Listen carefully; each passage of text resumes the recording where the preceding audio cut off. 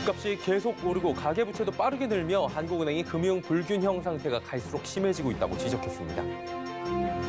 지난달 외국인이 한국 증시에서 6조 원이 넘는 주식을 순매수하며 7년 만에 가장 큰 규모로 사들인 것으로 나타납니다. 일본 기업 유니클로가 연이어 국내 매장 철수를 결정하고 있습니다. 최근엔 100억 원대 임대차 분쟁이 휩싸였습니다. 전세가 사라진다는 지표가 나오고 있는데 정작 이 통계엔 세입자의 계약갱신은 빠져 있다는 지적도 나옵니다. 센 경제 라이브 시작합니다.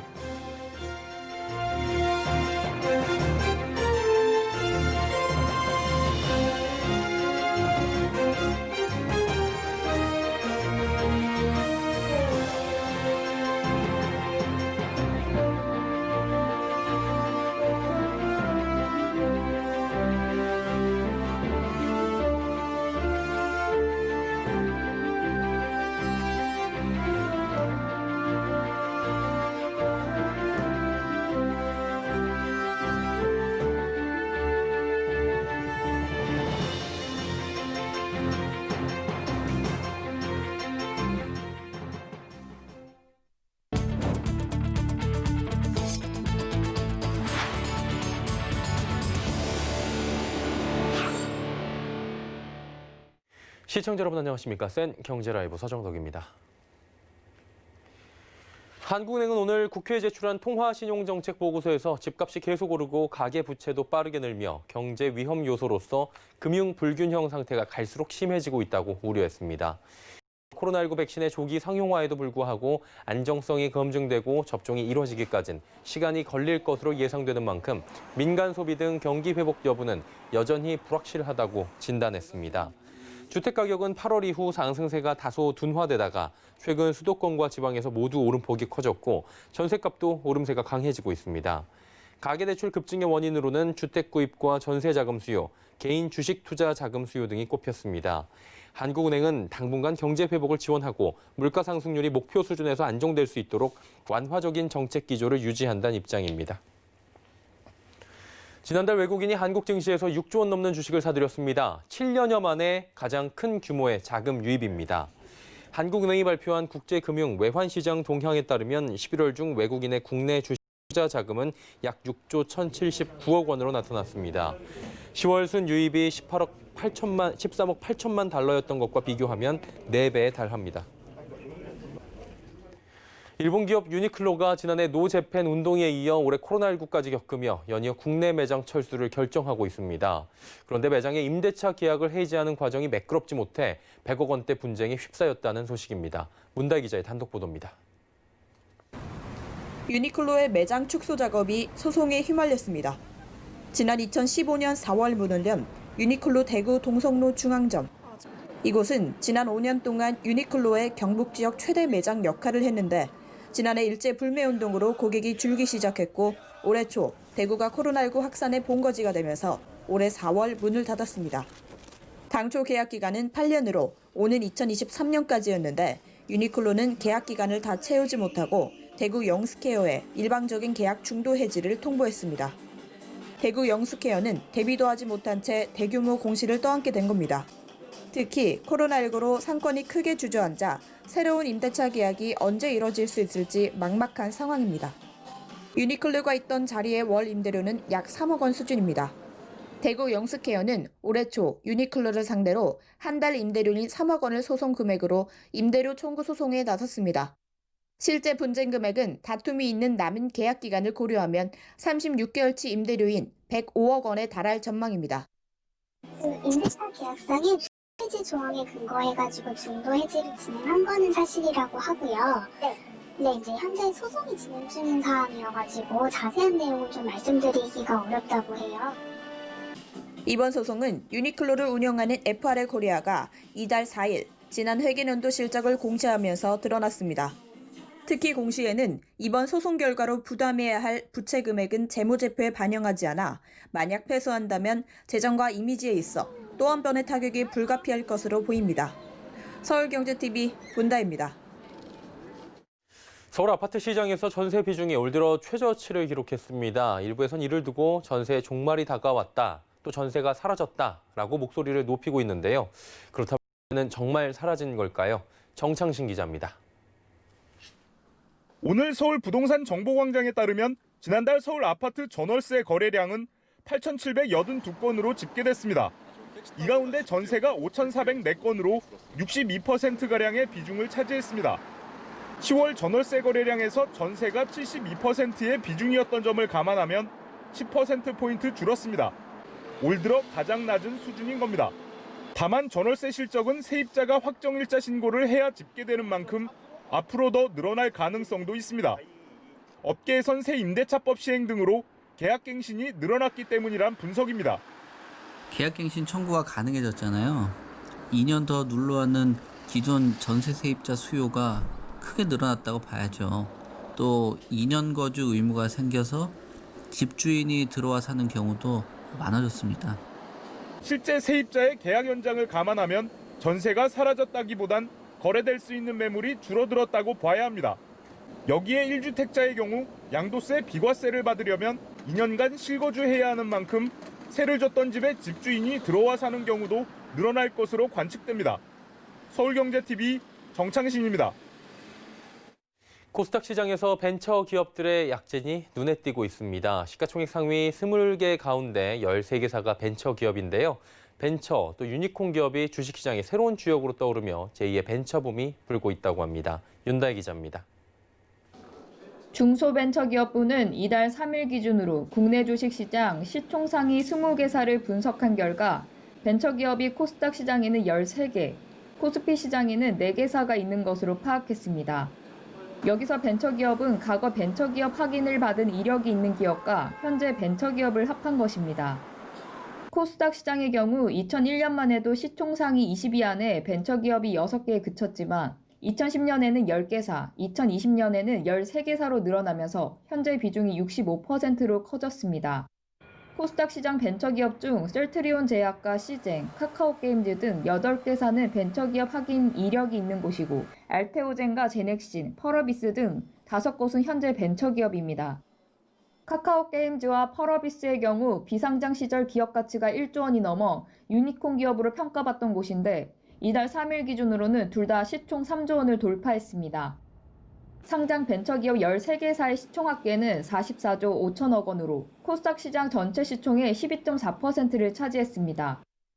올해 코스닥 시장이 성장할 수 있었던 배경은 코스닥 상장 혁신 벤처기업들이 성장과 미래 가치를 높게 평가받으면서 시총 상위 20인에 포함된 벤처기업이 늘어난 영향으로 풀이됩니다. 코스피 시장에는 시총 상위 20건 내에 벤처기업 출신으로 셀트리온, 네이버, 카카오, NC소프트 등 4곳이 포함됐습니다. 2010년까지는 시총 상위 20위 안에 대기업 또는 공기업 중심이었고 벤처기업은 단 한 곳도 없었습니다. 코스피 코스닥 시장을 통틀어 청약 증거금과 청약 경쟁률도 이 중 상위 5개사 내에 벤처기업이 있는 것으로 확인됐습니다. 역대 청약 증거금 상위 5개사 중 1, 2위는 카카오게임즈와 빅히트 엔터테인먼트였고 최대 청약 증거금을 모집한 빅히트 엔터테인먼트는 현재도 벤처기업입니다. 중기부는 내년에 예비 유니콘 특별 보증 등 재정 지원 외에도 K 유니콘 프로젝트, 복수의 결권 제도 도입도 추진해 선순환 벤처 생태계를 뒷받침한다는 계획입니다. 서울경제TV 윤다입니다. 코로나19로 집에서 활동하는 시간이 많아지며 크고 화질 좋은 프리미엄 TV를 찾는 소비자들이 많아졌다고들 하죠. 삼성전자가 억대 가격의 TV 신제품을 공개하며 초프리미엄 경쟁에 불을 지폈습니다. 정훈규 기자입니다. 삼성전자가 초프리미엄 시장을 타깃으로 한 마이크로 LED TV를 공개했습니다. 가격은 1억 7천만 원으로 국내에서 판매되는 TV 중 최고가입니다. 현존하는 최고의 디스플레이 기술이 집약된 삼성 마이크로 LED TV는 기존 TV와는 차원이 다른 새로운 디스플레이의 시작이 될 것입니다. 궁극의 디스플레이 기술로 꼽히는 마이크로 LED는 100 마이크로미터 이하의 초소형 LED 칩 하나하나가 스스로 빛과 색을 내는 자발광 TV입니다.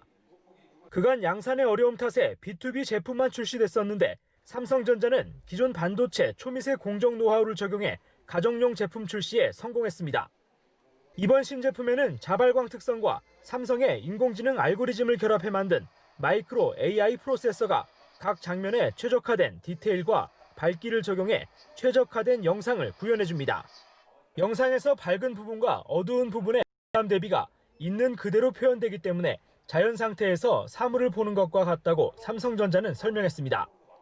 또 베젤 없이 화면만 존재하는 모노리스 디자인으로 시청 시 몰입감을 극대화했고 외장 스피커 없이 생생하고 웅장한 소리를 경험할 수 있도록 아레나 사운드를 적용했습니다.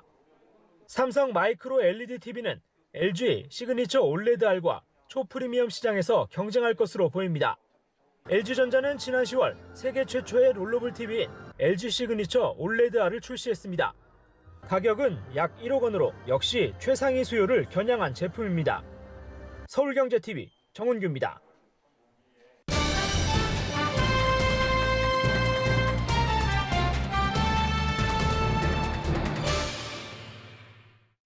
그동안 이용자들이 불편을 호소하던 공인인증서 시대가 오늘부터 막을 내렸죠. 앞으로는 공인인증서 대신에 민간인증서가 주로 쓰이게 될 전망이라고 합니다. 공인인증제도 폐지 후에 금융거래는 어떤 변화가 생기게 될지 금융부의 양한나 기자 연결해서 이야기 들어보도록 하겠습니다. 나와 있습니까? 네, 안녕하세요. 네, 공인인증제도 폐지가 됐어요. 이제 공인인증서를 사용하지 않는 건데 그럼 금융거래는 어떻게 하게 되는 겁니까? 네, 공인인증서는 정부가 독점적으로 발급하면서 인터넷에서 주민등록증이나 인감 날인 등을 대신해서 신원을 확인할 수 있는 증명서 역할을 했는데요. 이 공인인증제도가 폐지되면서 공인인증서의 독점적 지위가 사라지고 이름도 공동인증서로 바뀝니다. 앞으로는 공동인증서뿐 아니라 민간인증서도 금융거래에 사용할 수 있게 되고 은행에서 다양한 민간인증서를 선택할 수 있게 됩니다. 근데 이게 기존에 발급받은 분들도 굉장히 많잖아요. 공인인증서를 그러면 이제 금융거래에 쓸 수 없게 되는 겁니까? 그렇지는 않습니다. 기존에 사용하던 공인인증서는 공동인증서로 이름만 바뀐 채로 만기까지 그대로 쓸 수 있고요. 만기가 다 되더라도 공동인증서를 재발급받으면 갱신해서 계속 쓸 수 있습니다. 만약에 이 공동인증서를 새로 발급받고 싶은 경우에도 기존 공인인증서와 동일하게 은행 창구에서 비대면 실명 확인을 거쳐서 발급받으면 사용할 수 있습니다. 예, 그럼 이제 뭐 혼용이 되는 것 같은데 민간인증서하고 공인인증서하고 차이점은 어떤 겁니까? 네, 우선 민간인증서 가장 큰 특징은 별도의 프로그램을 설치하지 않아도 되고요. 이 인증서를 클라우드에 저장할 수 있고 지문이나 간편 비밀번호를 사용할 수 있다는 점입니다.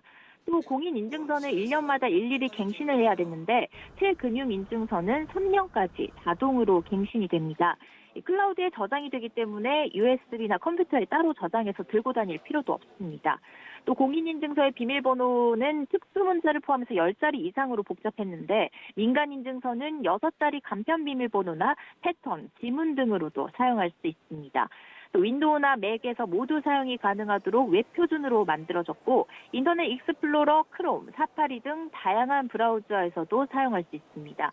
이 금융인증서는 1인당 하나만 발급을 받을 수 있는데 기존 공인인증서와 같이 발급을 받은 인증서를 다른 은행이나 카드사, 보험사, 공공기관 등에서 사용할 수 있고요. 또 기존 공인인증서는 범용 서비스를 이용할 경우 연간 4,400원을 내야 했는데 대부분의 민간인증서는 무료입니다. 예, 뭐 예컨대 주식 거래하려면은 범용 인증서 사용하고 비용이 들어갔는데 이런 게 이제 없어진다는 얘기잖아요. 그럼 이제 이런 민간 인증서가 어떤 것들이 있는지 궁금하고요. 어떻게 하면 발급받을 수 있습니까? 네, 이 민간인증서는 인터넷 모바일 뱅킹처럼 은행의 어플리케이션이나 홈페이지에서 발급이 가능합니다. 은행 창구에 직접 방문하거나 은행 창구를 방문하지 않더라도 신분증 사본을 제출하거나 영상통화 등의 실명 확인 절차를 거치면 됩니다. 금융기관 인증서의 경우에는 다른 금융기관에서 이용이 제한될 수 있고요. 통신사나 핀테크 업체가 제공하는 인증서는 금융실명법 수준의 확인 절차를 거쳐야만 금융거래가 가능합니다. 예, 그렇다면 현재 이용이 가능한 인증서는 어떤 것들이 있습니까? 네, 현재 비대면 금융거래 사용 가능한 인증서는 우선 금융결제원과 코스콤 등 이 기존 공인인증기관의 공동인증서가 있고요. 개별 은행 등이 발급한 인증서나 통신사, 플랫폼 사업자 등이 발급한 인증서 이렇게 총 3가지가 있습니다.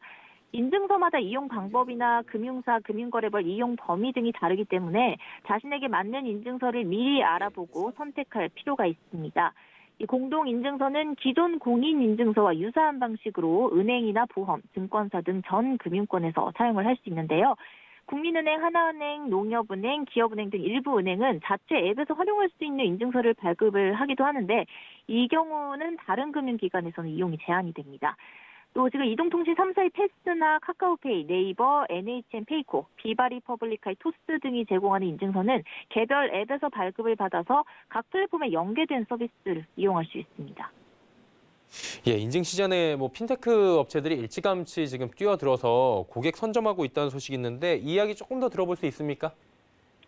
네, 현재 인증 시장에서 카카오페이와 토스, 패스 이런 핀테크 업체가 선발주자로서 우위를 점하고 있는 상황입니다.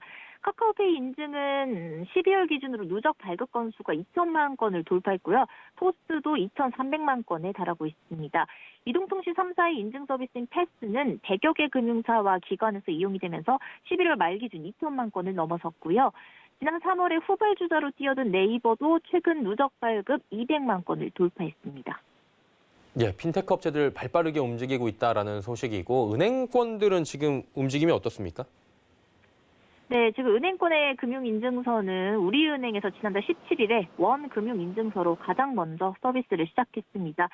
이 경우도 역시 은행 앱에서 비대면으로 발급을 받을 수 있고요. 신분증 진위 확인과 타행 계좌 인증 절차가 필요합니다. 이렇게 우리은행을 비롯해서 산업은행, KB국민은행, 신한은행, 하나은행, 그리고 수협은행과 SC제일은행, 대구은행, 부산은행, 광주은행, 제주은행, 전북은행, 경남은행, 새마을금고가 오늘부터 이용이 가능하고요. IBK 기업은행과 NH농협은행 등은 오늘 이후로 예정이 되어 있습니다.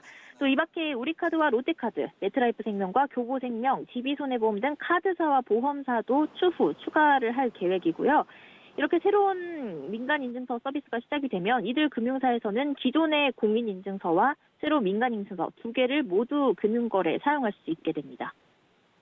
이 바야흐로 인증서 춘추 전국 시대가 온 것 같다라는 생각도 드는데 마지막으로 이제 안전성이나 보안성은 어떻습니까? 네, 앞서 말씀드렸듯이 민간인증서를 발급받을 때에도 금융실명법 수준의 신원 확인을 거쳐야 하고요. 출금이나 이체 등의 금융거래에 대해서는 엄격한 보안 심사를 거친 인증서만 사용하게 할 예정입니다. 특히 대출, 고액자금, 이체 등 고위험 거래에 대해서는 인증서에 더해서 지문이나 얼굴 인식 등 추가 인증을 받을 수 있도록 할 예정이고요. 이용자가 허용하지 않은 결제나 송금 사고가 발생할 경우에도 금융사가 배상하는 등 금융사의 책임을 확대해 나간다는 방침입니다. 네, 드디어 활짝 열린 민간 인증서 시대에 대한 이야기 오늘 들어봤고요. 금융부의 양한나 기자와 함께했습니다. 잘 들었습니다. 감사합니다.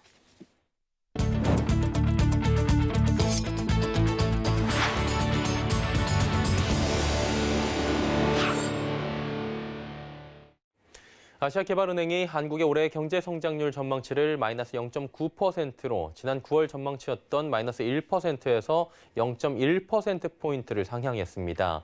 이날 ADB는 2020년 아시아 역내 경제 전망 보충을 발표하고 IT 수출 강세, 민간 소비 회복, 재정 및 통화 지원 등에 힘입어 국내 총생산 감소율이 예상보다 작은 마이너스 0.9%를 기록할 것이라고 전망했습니다.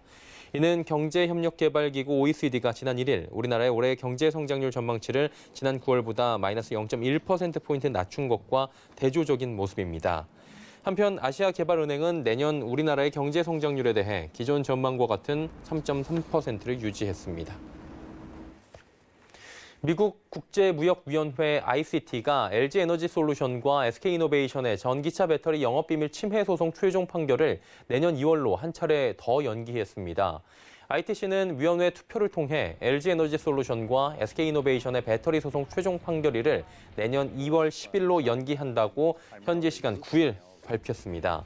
당초 양사의 소송 최종 판결일은 지난 10월 5일 나올 예정이었는데 10월 26일, 12월 10일, 또 다시 내년 2월로 미뤄진 겁니다. 최종 판결일 연기는 세 번째로 업계에선 미국 내 코로나19와 ITC의 고심이 맞물린 것으로 보고 있습니다. LG에너지솔루션은 계속 성실하고 단호하게 소송에 임하겠다는 입장을 냈고 SK이노베이션은 소송이 해를 다시 넘겼지만 장기화된 것은 유감, 그리고 소송에 충실하고 정정당당하게 임하겠다고 밝혔습니다.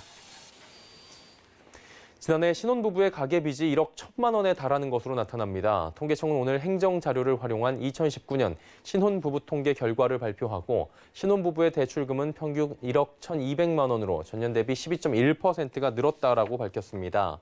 이에 반해 초혼 신혼부부의 연간 평균 소득은 5,707만 원으로 나타나 대출이 2배가량 더 높은 것으로 조사됐습니다. 또 통계청은 신혼부부 10쌍 중 6쌍은 무주택이었고 4쌍은 아이를 낳지 않았다고 밝혔습니다. 현대자동차그룹이 글로벌 자동차 시장에서 연이어 수상하며 안정성과 성능에 대한 호평을 받았습니다. 기아자동차는 소렌토가 유럽의 신차 안전성 평가 프로그램인 유로 NCAP에서 최고 등급인 별 5을 획득했다고 밝혔습니다. 소렌토는 성인 탑승자 보호, 어린이 탑승자 보호, 보행자 보호, 안전 보조 시스템 등 총 4가지 평가 부문의 종합평가 결과 최고 등급을 달성했습니다. 특히 측면 장애물 테스트에서 탑승객의 신체 보호와 승객실 유지에 대해 긍정적 평가를 받았습니다. 한편 현대차의 i30n도 2020 아우토빌트 스포츠카 어워드에서 준중형 및 소형 자동차 부문의 수입차 항목 정상에 이름을 올렸습니다. 현대건설은 오늘 국내 600여 개 하도급 협력사에 공사 대금을 모두 현금으로 지급한다라고 밝혔습니다. 이뿐만 아니라 선급금 보증 수수료도 지원해 공사 초기에 협력사들이 자금을 원활하게 확보할 수 있게 한다는 방침입니다. 공사 대금 현금 지급은 현재 공사를 수행하고 있거나 향후 계약을 체결하게 될 협력사에 모두 적용됩니다. 협력사들은 하도급 대금 세금 계산서 발행 뒤 10일 안에 현금으로 공사 대금을 받게 됩니다. 코로나19 상황이 장기화되며 자금 확보에 어려움을 겪는 협력사들에게 유용할 것으로 관측됩니다. 센 경제 라이브 저희가 준비한 소식은 여기까지입니다. 건강한 저녁 시간 보내시길 바랍니다. 고맙습니다.